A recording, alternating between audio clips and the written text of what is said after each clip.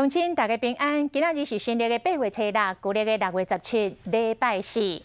有关这个新冠病毒，最近有几来外国人拢是为台湾出境，登去因的国家验出获到新冠病毒，包括一个日本籍的女学生，一个泰国籍的移工，昨是一个日本籍的工程师，嘛是为台湾登去日本来确诊。结果即摆搁一个咯，这个是7月27为台湾登去香港的女性，第一届伫咧机场采检是阴性，中这段时间一度伫咧香港乱走，搁甲找倒来检验，结果确定是获到新冠病毒。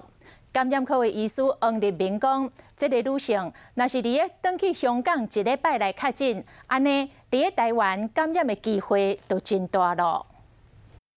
香港疫情是愈来愈严重，确诊者愈来愈多。香港政府伫昨暝证实讲，有一个54岁女性7月27为台湾去香港，伫机场采检是阴性，想要到隔离14天的期间，想要换饭店伫香港拍走，而且佫想要坐飞机来台湾，伫机场互人炸落来，佫检验所出现确诊。那呢，这个过程中前后有9天的时间，这个女性到底是伫香港还是伫台湾喂到的？如果她回去香港1个礼拜之内被确诊的话呢？他在台湾得的机会还是有的。那如果他在香港回去香港已经超过1个礼拜，同时在香港有暴露到当地的人的话呢，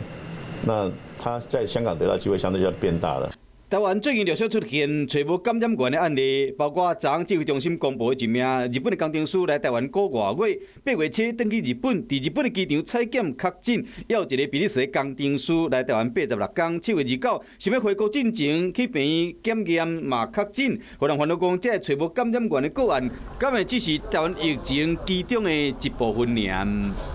这个是反映国内目前可能有少数的个案是带着病毒的，那他们可能在社区很缓慢的在传播。